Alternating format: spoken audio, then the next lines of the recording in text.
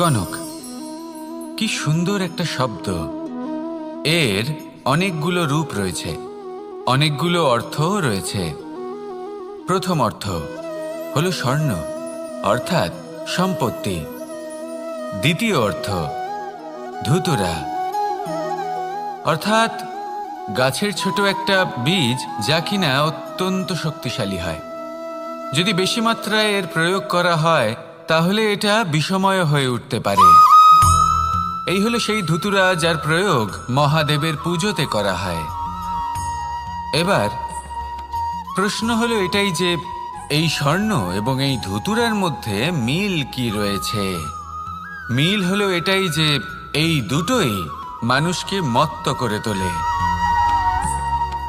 ধুতুরা মানুষকে তখন মত্ত করে যখন তাকে সেবন করা হয়, কিন্তু স্বর্ণ, ধন, সম্পত্তি, মানুষ এটা যতটাই অর্জন করে নেয় সেটাই যথেষ্ট। এই স্বর্ণ মানুষের ভাবনা চিন্তা করার ক্ষমতাকে বশ করে ফেলে। মানুষ সম্পত্তির লোভে মত্ত হয়ে ওঠে, কারণ যে যত চমৎকারী, যতটা অমূল্য হয় তাকে সামলানো কিন্তু ততটাই কঠিন, তাই না? তাই মনে রাখবেন, ধন, স্বর্ণ, সম্পত্তি এগুলো ধুতুরার থেকেও অনেক বেশি বিষাক্ত হতে পারে। তাই এর ওপর আত্মসংযমের একটা কবচ পরিয়ে রাখবেন এবং বিবেকের শক্তির সাথে এগুলো প্রয়োগ করুন, তবেই কল্যাণ হবে। আসুন আমার সাথে ভালোবেসে বলুন, রাধা রাধা। বাহ, পুষ্পের সুবাস আমার খুব ভালো লাগে। অত্যন্ত সুন্দর হয় এই পুষ্প। এইভাবে চারিদিকে পুষ্প দেখে মন আনন্দিত হয়ে ওঠে। এবার আপনারা ভেবে দেখুন, আমার চারিদিকে পুষ্প নয়, আগুন আছে। তাহলে কি হবে? আমার শরীর কি জ্বলে যাবে না? অবশ্যই জ্বলবে। শরীরকে কি আগুনের তাপ সহ্য করতে হবে না? অবশ্যই সহ্য করতে হবে। এটাই হলো প্রকৃতির নিয়ম। এই নিয়ম কিন্তু আমরা সবাই জানি, কিন্তু আমাদের মধ্যে বেশিরভাগ মানুষ এই বিভ্রান্তি নিয়ে বাঁচি যে এই যে প্রকৃতির নিয়ম, তা আমার ওপর প্রযোজ্য নয়। তা কিন্তু নয়। আমাদের চতুর্দিকে এই যে নিসর্গ রয়েছে, আমরা তার কতটা ক্ষতি করি সেটা একবার ভেবে দেখুন। আমরা বনাঞ্চল জ্বালিয়ে দিই, বায়ু দূষিত করি, জল দূষিত করি, প্রাণীদের হত্যা আমরা করি। কেন? এই নিসর্গ আমরা নষ্ট করি, যদিও আমরা জানি যে আমরাও হলাম এই নিসর্গেরই অংশ। এবার দেখুন, শরীরের কোনো অংশে যদি আগুন ধরান, আস্তে আস্তে সমস্ত শরীরও জ্বলে যাবে। সেইভাবেই নিসর্গ যদি নষ্ট হয়ে যায়, তাহলে মনুষ্য জাতিও নষ্ট হয়ে যাবে। তাই এই যে নিসর্গ আপনি দেখছেন, এই পুষ্প, এই বৃক্ষ, বায়ু, জল, এদের সকলকে রক্ষা করুন, নষ্ট নয়। মনে রাখবেন, যদি নিসর্গ থাকে মানুষ থাকবে, যদি নিসর্গ থাকে তাহলেই জীবন থাকবে। আসুন আমার সাথে ভালোবেসে বলুন, কথোপকথন অত্যন্ত গুরুত্বপূর্ণ। এটা প্রত্যেক সম্পর্কের জন্য, বরং জীবনের জন্য অত্যন্ত গুরুত্বপূর্ণ। যদি কথোপকথন না হয় তাহলে আপনি অপর মানুষকে বুঝবেন কি করে, বা উনি আপনাকে বুঝবেন কি করে? এবার কথোপকথনের দুটি পদ্ধতি থাকে। প্রথম হলো আপনি সামনের মানুষের কথাটা বুঝতে চাইলেন। দ্বিতীয় পদ্ধতি, আপনি নিজের কথা সামনের মানুষকে বোঝাতে চাইলেন। বেশিরভাগ সময় এটা হয় যে এই কথোপকথন ঝগড়াতে পরিণত হয়। কেন এমন হয়? কারণ না আমরা নিজের কথা সামনের মানুষকে বোঝাতে পারি, না সামনের মানুষ আমাদের বুঝতে পারেন। এটা কেন হয়? কারণ আমরা সামনের মানুষের কথাটা শুনি, কিন্তু সেটা বোঝার চেষ্টা করি না, তাকে উত্তর দিতে চাই। জীবনে সামনের মানুষের কথা শুনুন তাকে বোঝার জন্য, দেখবেন সব ভালো হয়ে যাবে। কারণ যে কোনো প্রশ্নের উত্তর আর যে কোনো উত্তরের আরও একটা প্রশ্ন, এটা শুধুমাত্র ঝগড়া সৃষ্টি করে। বরং সামনের মানুষের কথা শুনবেন শুধু তাকে বোঝার জন্য, তার কথা বোঝার জন্য। এই কথোপকথন প্রেমকে জন্ম দিয়ে থাকে। তাহলে আপনিও এটাই করুন আর আমার সাথে ভালোবেসে বলুন, রাধা রাধা। অমৃত আসলে কি? আমরা সবাই জীবনে অমৃত লাভ করতে চাই, কিন্তু এই অমৃত আসলে কি? এ কি অমরত্ব লাভ করার কোনো মন্ত্র, নাকি সামনে এগোনোর কোনো পথ, নাকি অমৃত সেই রস যা অসুর আর দেবতারা সমুদ্র মন্থন করে লাভ করেছিলেন, নাকি সেই ওষুধ যা ঋষি মুনিরা ভ্রমণ করে খুঁজে বের করেছিলেন? অমৃত যদি কিছু হয় তাহলে তা হলো আশা। কখনো কোনো মাতাকে দেখুন, উনি নিজের সন্তানকে কত আগলে রাখেন, তার যত্ন নেন, তার পালন পোষণ করেন, এই আশা নিয়ে যে পরবর্তী জীবনে এই সন্তান খুব বড় কিছু করবে, ওনাদের খুব ভালোবাসবে। এবার আগামী দিনে কি হতে চলেছে তা আমরা জানি না, পর মুহূর্তে কি হতে চলেছে তা আমরা জানি না, আগামী মুহূর্তে আপনি জীবিত থাকবেন কিনা সেটাও আমরা জানি না। কিন্তু আমরা অনেক বছরের পরিকল্পনা বানিয়ে ফেলি, সেটা অবশ্য মন্দ নয়। দেখুন, জীবন যাপন করার এই আশা, এটাই ভবিষ্যতের আধার হতে পারে। তাই এই আশা হলো গুরুত্বপূর্ণ, তাই একে নিজের সাথেই রাখুন। কথায় আছে যে ব্যক্তি নিরাশ হয়ে পড়েন, যার মধ্যে কোনো আশা বাকি থাকে না, তিনি হয়তো বেঁচে আছেন কিন্তু একটা মৃত জীবন যাপন করছেন। তাই এই আশার সঙ্গ কখনো ত্যাগ করবেন না, একে চিরকাল নিজের সাথেই রাখুন। জীবন আনন্দময় হয়ে উঠবে, আর এই হৃদয় তা ভালোবেসে বলবে, রাধা রাধা। মানুষের সবথেকে বড় শক্তি কি? তার বাহুবল, অর্জন করা ধন, নাকি তার পেছনে দাঁড়িয়ে থাকা তার সমর্থক বা প্রশংসকদের দল, নাকি ঈশ্বরের আশীর্বাদ? সেটা কি? মানুষের সবথেকে বড় শক্তি হলো একটাই, আর তা সকলের মধ্যে আছে, আর তা হলো তার নিজের অস্তিত্ব, যা অন্য কারোর মধ্যে নেই। সংসারে অনেক লোক রয়েছেন, কিন্তু কেউ আপনার মতো নন। এটা হলো আপনার শক্তি, এ হলো আপনার নিজস্ব শক্তি। দুর্ভাগ্যবশত বেশিরভাগ মানুষ এটা বুঝতে পারেন না, নিজের শক্তিকে চিনতে পারেন না।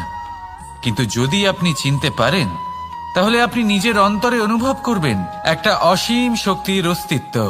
যে সাফল্যের পথে আপনি চলছেন, আপনি দেখবেন যে এই সাফল্যের দ্বার নিজে থেকেই খুলে গেছে। শুধু প্রয়োজন হলো নিজের এই শক্তিকে চিনে নেবার, নিজের এই বিশেষত্বকে বোঝার। কারণ এই যে আপনার বিশেষত্ব, এ কোনোদিনও আপনার থেকে দূরে চলে যাবে না, চিরকাল আপনার সাথে জড়িত থাকবে। যদি আমি বাহুবলের কথা বলি, সময়ের সাথে সেটা চলে যাবেই। যদি কথা বলি অর্জিত ধনের, তাহলে সময়ের সাথে সেটাও চলে যাবে। মিত্র, পরিবার, বন্ধু, আশীর্বাদ, এই সব কিছু আপনার থেকে দূরে চলে যেতে চলেছে, সেটা আপনিও জানেন। কিন্তু এই যে আপনার অস্তিত্ব, আপনার বিশেষ শক্তি যা শুধু আপনার সাথে আছে, তা চিরকাল আপনার সাথেই জুড়ে থাকবে। দরকার হলো শুধুমাত্র এটা চিনে নেওয়ার, নিজের উপর বিশ্বাস রাখার, আর জীবনে এগিয়ে চলার। আপনি যদি এটা করেন, তাহলে সবাই এটা দেখে আপনার থেকে শিক্ষা নেবেন। তাহলে এটাই করুন আর আমার সাথে ভালোবেসে বলুন, রাধা রাধা। জীবনে অনেক সময় আমরা সমস্যার জালে এমন ভাবে জড়িয়ে পড়ি যে আমরা বুঝতেই পারি না যে আমাদের কি করা উচিত, কার সাহায্য চাইবো, কার সাথে দেখা করব, বুঝতেই পারি না। অনেক সময় এমন হয় যে সমস্যা আমাদের থেকে শুরু হয় না, অন্য কারোর থেকে শুরু হয়। অনেক সময় এই সময় এমন খেলা খেলে যে আপনি সেই সমস্যায় ফেঁসে যান। কিন্তু সমস্যা যেখান থেকেই শুরু হোক না কেন, সেই সমস্যার সমাধান আপনাকে করতেই হবে। অনেক সময় মানুষ এমন বলেন, আমার অতীত এত বাজে, সেটা শুধরে কি হবে? এই ভুলটাই তারা করে বসেন। দেখুন, আগে যা হয়ে গেছে, যা শুধুই অতীত, যা সত্য তা কখনো বদলানো যাবে না। কিন্তু এটাও সত্যি যে এখন থেকে সামনের যে পথ, সেটাও আপনার হাতে রয়েছে। আপনি একে ভালোও বানাতে পারেন, খারাপও বানাতে পারেন। তাই আপনার এটা শুধরে নেওয়াই উচিত, কারণ মানুষ আসলে তার নিজের অতীতকে নয়, তার বর্তমানকে প্রভাবিত করতে পারে। এই বর্তমানই পরবর্তীকালে অতীত হবে, যা আপনি শুধরে নিতে পারেন। তাই আপনি সেই চেষ্টাই করুন, নিরন্তর চেষ্টা করুন। ধন্যাত্মক দৃষ্টিভঙ্গি নিয়ে নিজের বুদ্ধি প্রয়োগ করুন, সাহসের সদ্ব্যবহার করুন, যাতে আপনার আগামী সময় আপনি আরো ভালো করে তুলতে পারেন। আপনার সমাপ্তি আর সমাপ্তির পথে এই যাত্রা, তাকে আপনি সুখময় করে তুলতে পারেন। তাহলে এটাই করুন আর আমার সাথে ভালোবেসে বলুন, রাধা রাধা। কথায় আছে যে নিজে করে দেখো, নিজে অভিজ্ঞতা প্রাপ্ত করো, নিজে শেখো, নিজে জানো। এতে কোনো কিছুই অনুচিত নেই। দেখুন, এমন নতুন কিছু করা যা আজ পর্যন্ত কখনো কেউ করেননি, তার থেকে যে অভিজ্ঞতা আসবে তা না শুধু আপনার জন্য বরং সবার জন্য লাভদায়ক হবে। যারা আপনাকে দেখে শিখছেন তাদেরও এতে লাভই হবে। কিন্তু সমস্যা কোথায় উৎপন্ন হয় সেটা আমি আপনাকে বলি। আমাদের জীবনকাল এতটাও বড় নয় যে প্রত্যেক কাজ করে আমরা অভিজ্ঞতা দ্বারা কিছু শিখতে পারবো। এবার ধরুন, এই যে আগুন গরম হয়, এটা জানার জন্য সংসারের প্রত্যেক মানুষকে আগুনে হাত দেওয়ার কোনো প্রয়োজন নেই। সংসারে অনেক লোক রয়েছেন, অনেক মহাপুরুষ ছিলেন, বিদ্বান লোক ছিলেন, বুদ্ধিমান লোক ছিলেন, যাদের অভিজ্ঞতা দ্বারা আমরাও শিখতে পারি। ওনাদের জীবনকে দেখে আমরাও অভিজ্ঞতা লাভ করতে পারি। যদি এটা করেন তাহলে জীবন আরো কিছুটা সরল হয়ে যাবে। নয়তো আমাদের কাছে তো বিকল্প রয়েছেই। আগুনে হাত দিয়ে দেখুন, সমুদ্রে ঝাঁপ দিয়ে দেখে নিন, অনেক বিকল্প রয়েছে। সিদ্ধান্ত আপনারই। তাই সঠিক সিদ্ধান্ত নিন আর আমার সাথে ভালোবেসে বলুন, রাধা রাধা। জীবনে যখনই আমাদের সামনে কোনো সংকট আসে, তখন আমাদের সামনে দুটো পথ খোলা থাকে। প্রথম পথ ভয়ভীত হয়ে যাওয়া, দ্বিতীয় পথ সাহসের সাথে তার সম্মুখীন হওয়া। এই দুইয়ের উদ্দেশ্য সমান, লক্ষ্য হলো সমান, আত্মসুরক্ষা, জীবন রক্ষা। কিন্তু ভয়কে দুর্বল মনে করা হয় আর সাহসকে আপনার বল বলে মনে করা হয়। কারণ হলো এটাই যে ভয়, তা হলো শুধুমাত্র একটা প্রতিক্রিয়া, আর সেইখানে সাহস, এটা হলো একটা নিশ্চয়, একটা প্রতিবদ্ধতা। আর যদি সাহসের সাথে আপনি সংকটের সম্মুখীন হন, তাহলে হয়তো সেই সংকট আপনি চিরকালের মতো দমন করতে পারবেন। কারণ বিপদ যখন আসে তখন সর্বপ্রথম আমাদের দ্বন্দ্ব হয় এখানে, মনে। সেই বিপদের সম্মুখীন আমরা এখানে হই। যদি এই হৃদয়কে, এই মনকে আপনি সাহসী করে তুলতে পারেন, তাহলে তাতে কখনো ভয় আসবে না। আর সেই বিপদের সম্মুখীন হওয়াও সরল হবে, জয়লাভ করাও সরল হবে। তাই নিশ্চিত রূপে সাহস হলো অধিক শ্রেষ্ঠ। জীবনে যখনই কোনো সংকট আসবে, তখনই সাহসের সাথে তার সম্মুখীন হন আর আমার সাথে ভালোবেসে বলুন, রাধা রাধা। পরিস্থিতি কখনো এটা ভালো থাকে, আবার কখনো মন্দ হয়ে যায়। কখনো এই পরিস্থিতি আমাদের পক্ষে থাকে, আর কখনো এই পরিস্থিতি অনুযায়ী আমাদের চলতে হয়। কোনো বিকল্প থাকে না। কিন্তু যখনই এই পরিস্থিতি খারাপ হয়ে যায়, তখন কি করা উচিত সেই প্রশ্ন মনে জেগে ওঠে। পরিস্থিতি যখন প্রতিকূল হয়, তখন আমরা কিছু হারালে তা হারিয়ে ফেলি, ঠিক আছে, কিন্তু যা বাকি আছে সেটা আমরা আগলে রাখতে পারি। পরিস্থিতিকে সামলে রাখার চেষ্টা আমরা অবশ্যই করতে পারি, শুধু সেটুকুই আমাদের হাতে রয়েছে। কিন্তু এর থেকেও বড় সমস্যা আছে, অহংকার। কখন প্রবেশ করে আমরা জানতেও পারি না। এই অহংকার আপনাকে বুঝতেও দেবে না যে আপনি সত্যি কিছু হারিয়েছেন। আপনার কিছুই যাবে আসবে না। দেখতে গেলে আকাশের সূর্য নিজের প্রকাশ হারিয়ে ফেলে যখন অন্ধকার ঘনিয়ে আসে। তাহলে আমরা কে হই? ওনার সামনে তো কিছুই নই। এই অহংকার আমাদের দমন করতেই হবে। এটা বিশ্বাস করতে হবে যে এই সমগ্র সৃষ্টিতে আমরা শুধুমাত্র একটা কণা, তার থেকে বেশি আর কিছুই নয়। বিশ্বাস করতে হবে যে আমরা ততটাও বড় নই যে কখনোই কিছুই হারাবো না। এবার যেদিন এই জ্ঞান আপনি আত্মস্থ করে নিজের আচরণ পাল্টাবেন, মনে রাখবেন সেই দিনই অহংকারকে দমন করতে আপনি পথে অগ্রসর হয়ে পড়েছেন। এই অহংকারকে দমন করুন আর আমার সাথে ভালোবেসে বলুন, রাধা রাধা। তালা অনেক পুরনো একটা আবিষ্কার। যবে থেকে এই সংসারে বহুমূল্য বস্তু নির্মিত হয়েছে, তবে থেকেই এই তালা নির্মাণ হয়েছে। তবে থেকে এর ব্যবহার করা হয়েছে, যাতে উচিত সময় এলে পরে আমরা আমাদের বহুমূল্য জিনিসগুলো সুরক্ষিত রাখতে পারি এবং সময় এলে পরে বের করে সেগুলি ব্যবহার করতে পারি। এবার একটা গুরুত্বপূর্ণ তথ্য আছে যেটা জানা অত্যন্ত গুরুত্বপূর্ণ, এবং সেটা হলো যে একটা তালা নির্মাণের পূর্বে তা খোলার যন্ত্র অর্থাৎ তার চাবিটি নির্মাণ করা হয়, এবং এটাই জীবনের খুব বড় একটা শিক্ষা প্রদান করে যায়। আমাদের জীবনে যখনই কোনো সমস্যা আসে তখন ভয়ভীত হওয়ার কোনো দরকার নেই, কারণ এই প্রকৃতি, এই ঈশ্বর এই সমস্যার সমাধান তথা এর চাবি আগে থেকেই নির্মাণ করে রেখে দিয়েছেন। শুধু দরকার হলো সেই সমস্যার ঊর্ধ্বে উঠে সেই সমাধান খুঁজে বের করা। মানুষ অনেক সময় সমস্যা দেখে ভীত হয়ে পড়েন, চিন্তিত হয়ে পড়েন, নিজের বিবেক হারিয়ে ফেলেন। আপনার শুধু এই মনকে শান্ত করা প্রয়োজন। এই শান্ত মনের সাথে এই সমস্যার নিবারণ খুঁজে নিতে হবে। তাই সমস্যা যতই তীব্র হোক না কেন, ভয় পাওয়ার কোনো প্রয়োজন নেই। পরম শান্ত মনে সমাধান খুঁজে বের করুন। আসুন আমার সাথে ভালোবেসে বলুন, রাধা রাধা। মানুষ বড়ই বিচিত্র প্রাণী। অধিক থেকে অধিকতর ধন লাভ করার চেষ্টায় নিজের শরীরকে নষ্ট করে ফেলেন, নিজের শক্তি হারিয়ে ফেলেন, নিজের সামর্থ্য হারিয়ে ফেলেন। আর যে ধন লাভ করেন সেটা কোথায় যায়? সেই শক্তি, সেই সামর্থ্যকে আবার ফিরে পাওয়ার জন্য। আর কিছু মানুষ জীবন এমনভাবে যাপন করেন যেন তা কখনোই শেষ হবে না, কিন্তু শেষ তো সবারই হবে। আর যখনই শেষটা কাছে চলে আসে তখন মানুষ এটা বুঝতে পারেন যে সে জীবনকে উপভোগ করেননি। তার কারণটা কি? লালসা।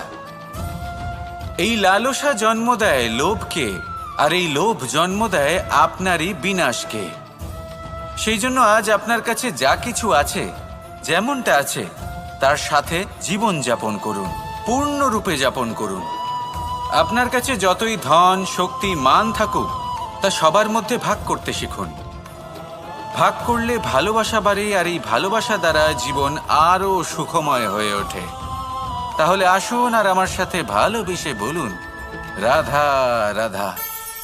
মানুষ সত্যের সাথে অবগত হবার জন্য ব্যাকুল হয়ে থাকে, চিরকাল চেষ্টা করতে থাকে। জন্ম থেকেই তার মনে এই ইচ্ছে জাগ্রত হয় সত্যিটা কি সেটা জানতে। এবার এই ইচ্ছে, এটা পূর্ণ কিভাবে করা যেতে পারে? কারোর মনে হয় যে জ্ঞান অর্জন করলেই এই ইচ্ছে পূর্ণ হতে পারে, তাই কেউ কেউ জ্ঞানের পেছনে ছুটতে থাকেন। কেউ এটা ভাবেন যে এই ইচ্ছে পূর্ণ করা যেতে পারে ধন আর শক্তির দ্বারা, তাই তারা ধন আর শক্তি প্রাপ্ত করতে চান। কেউ আবার ভাবেন যে অন্তরের মন্থন দ্বারা এটা সম্ভব হতে পারে।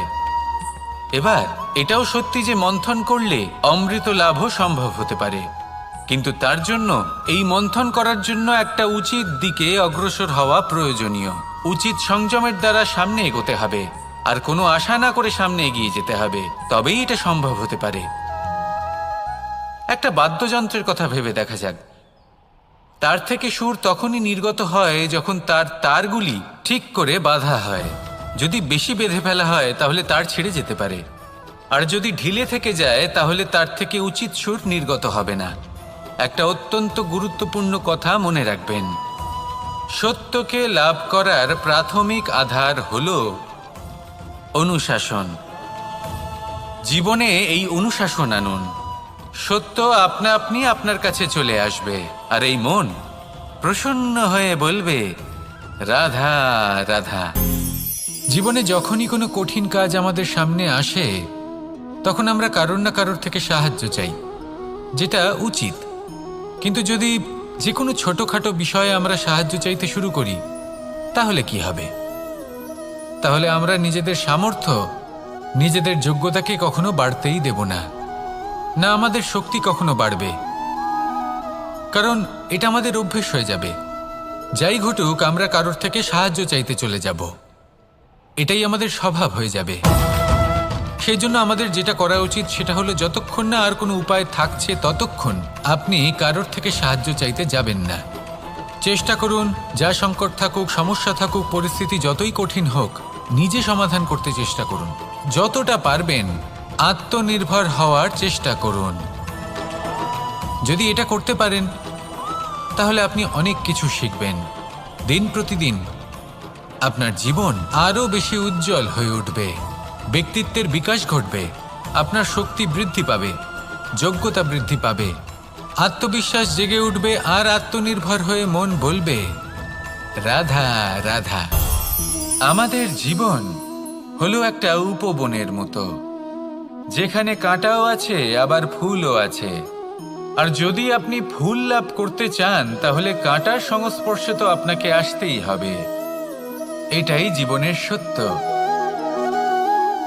আমাদের জীবনে, আমাদের পরিবারে, আমাদের সমাজে দেখবেন ভিন্ন ভিন্ন ধরনের মানুষ আছে।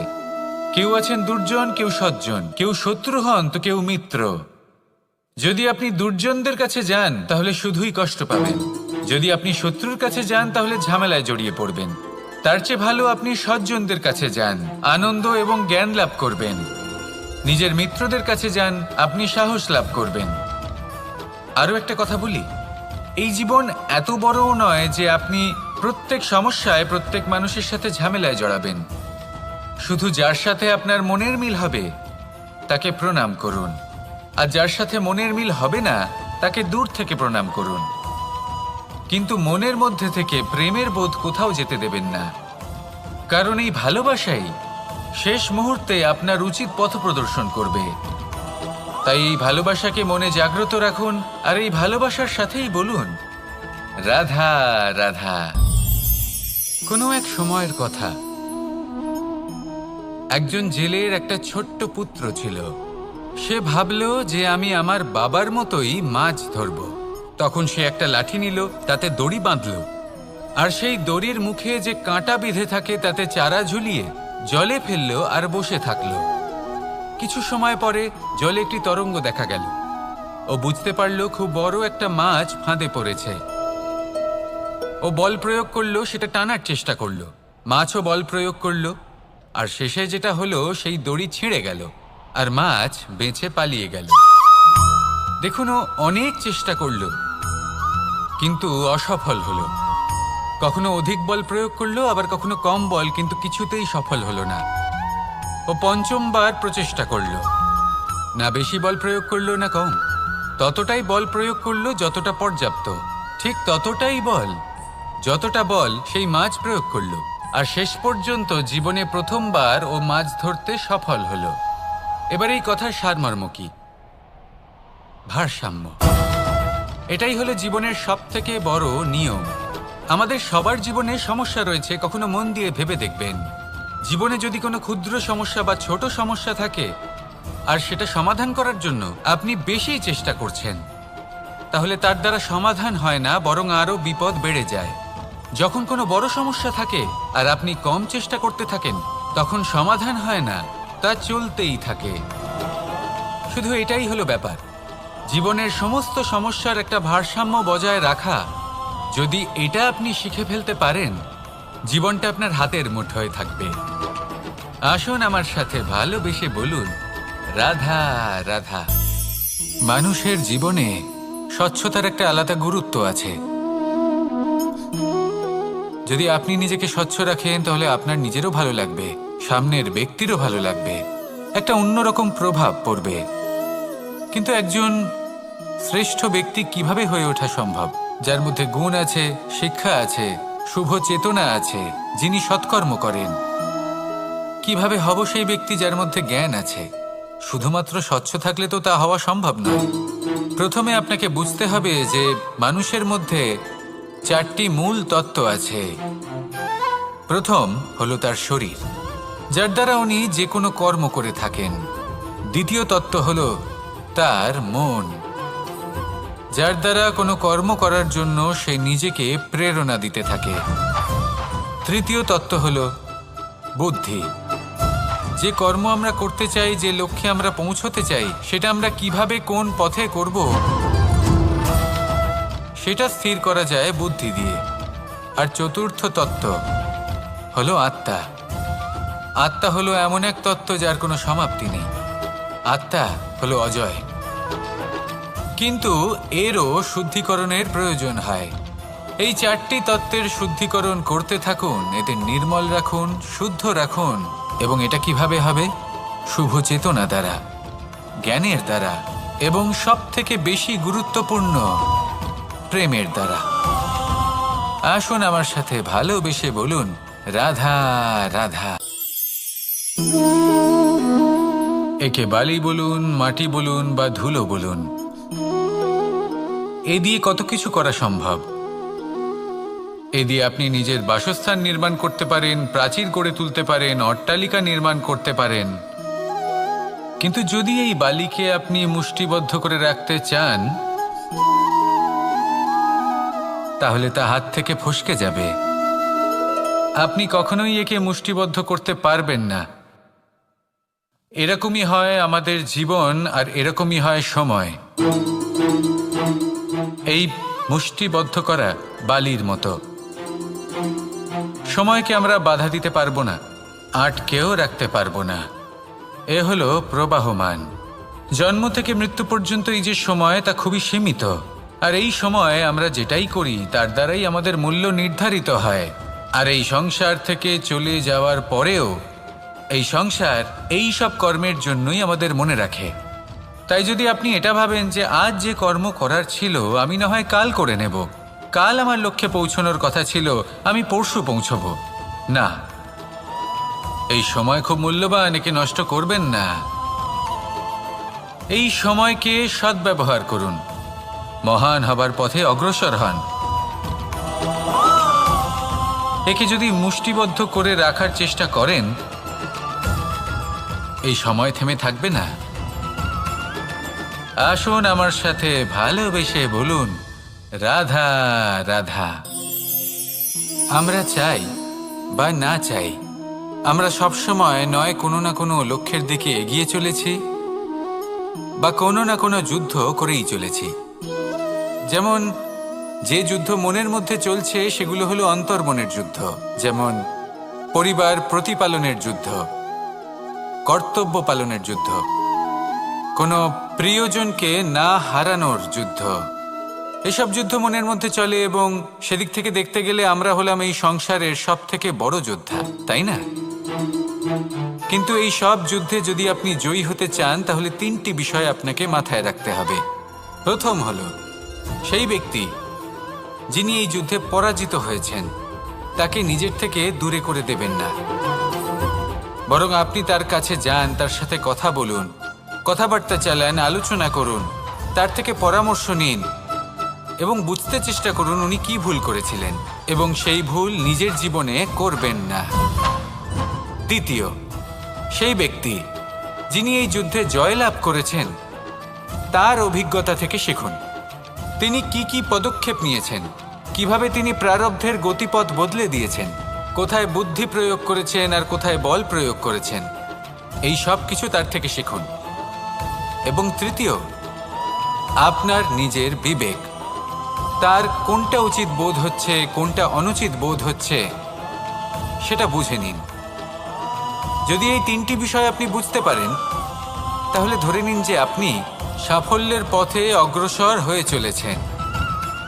আসুন আমার সাথে ভালোবেসে বলুন, রাধা রাধা।